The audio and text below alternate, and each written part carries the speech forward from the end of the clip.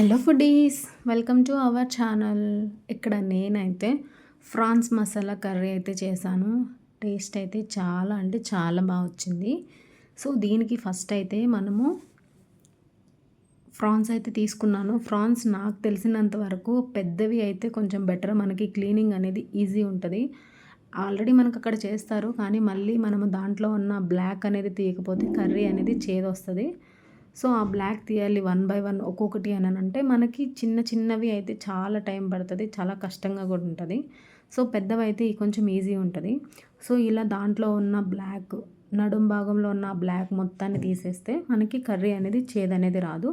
So అన్నీ అట్లాగా నీట్గా క్లీన్ చేసుకున్న తర్వాత ఒక ప్యాన్ పెట్టుకొని ప్యాన్లో 1 టేబుల్ స్పూన్ ఆయిల్ వేసుకొని ఈ ఆయిల్ హీట్ అయ్యేలోపు మనము ముందుగా వాష్ చేసి పక్కన పెట్టుకున్న ఫ్రాన్స్లో కొంచెం పసుపు వేసుకొని కలిపేసుకోవాలి.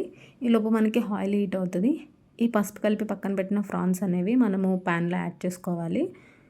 యాడ్ చేసుకున్న తర్వాత మనకి ఫ్రాన్స్లో నుంచి మొత్తం వాటర్ అయితే బయటకు వస్తుంది. ఆ వాటర్ కూడా కొంచెం సపరేట్ చేసుకోవాలి. తర్వాత మన టేస్ట్కి సరిపడా కొంచెం సాల్ట్ కర్రీలో వేసుకుంటాం కాబట్టి ఇక్కడ ఓన్లీ ఫ్రాన్కి పట్టడానికి, మరి చప్పగా లేకుండా కొంచెం ఉప్పు తెలియడానికి దీంట్లో ఇక్కడ కొంచెం సాల్ట్ అనేది యాడ్ చేసుకోవాలి.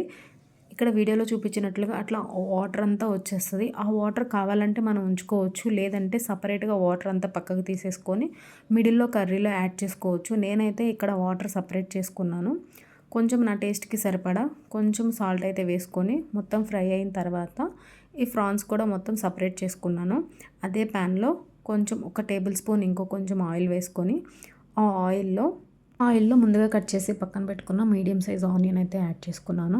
ఆనియన్ కూడా లైట్ బ్రౌన్ కలర్ వచ్చేంత వరకు ఫ్రై చేసుకోవాలి. ఆనియన్ అంతా ఫ్రై అయిన తర్వాత మన స్పైస్కి తగ్గట్టు 2 లేదా 3 మిర్చి అయితే యాడ్ చేసుకోవచ్చు.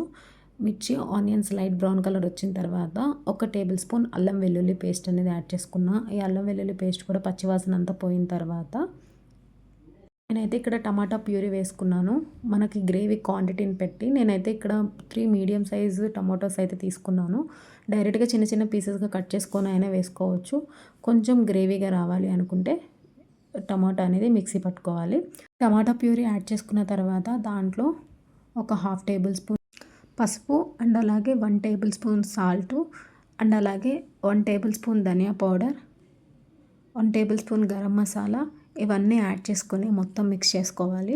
ఆయిల్ అంతా పైకి తేలేంత వరకు ఉడికించుకోవాలి. తర్వాత మన స్పైస్ లెవెల్స్కి తగ్గట్టు కారం అయితే యాడ్ చేసుకోవాలి. ఇక్కడైతే నేను 2 టేబుల్ స్పూన్ కారం తీసుకున్నాను. కారం కొంచెం తక్కువ తినే వాళ్ళైతే 1 టేబుల్ స్పూన్ సరిపోతుంది. ఇలా కారం కూడా యాడ్ చేసుకున్న తర్వాత పచ్చివాసన అంతా పోయేంత వరకు మళ్ళీ ఫ్రై చేసుకోవాలి. మొత్తం ఉడికేసిన తర్వాత మనం ముందుగా ఫ్రాన్స్ ఉడికించినప్పుడు కొంచెం వాటర్ సపరేట్గా పక్కకు తీసుకున్నాం కదా, ఆ వాటర్ అనేది యాడ్ చేసుకోవాలి. ఆ వాటర్ యాడ్ చేసుకొని మొత్తం కలుపుకున్న తర్వాత మనకి గ్రేవీకి తగ్గట్టు వాటర్ యాడ్ చేసుకోవాలి. ఇంకా కొంచెం కావాలంటే వాటర్ యాడ్ చేసుకోవచ్చు. మొత్తం వాటర్ అంతా యాడ్ చేసుకున్న తర్వాత ఒకసారి కర్రీ మొత్తం మిక్స్ చేసుకొని దాంట్లో ఒకసారి సాల్ట్ చెక్ చేసుకోవాలి సరిపోతుందా లేదా అనేది. సాల్ట్ చెక్ చేసుకొని సాల్ట్ వేసిన తర్వాత ఒకసారి మూత పెట్టేసి మొత్తం ఆయిల్ సపరేట్ అయ్యేంత వరకు మళ్ళీ కుక్ చేసుకోవాలి. ఫైనల్గా ఇలా బాగా అనేది అది తెరిలిన తర్వాత మనం ముందుగా ఫ్రై చేసి పక్కన పెట్టుకున్న ఫ్రాన్స్ పీసెస్ అనేవి యాడ్ చేసుకోవాలి.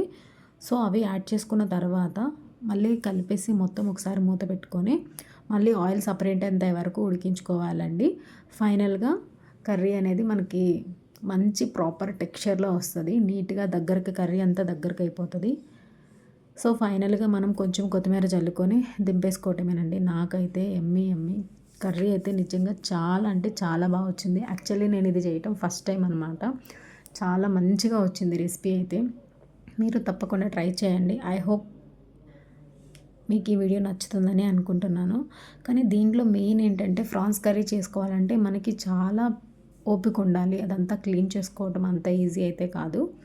సో ఆ వీడియో మీకు నచ్చుతుందని అనుకుంటున్నాను. Thanks for watching.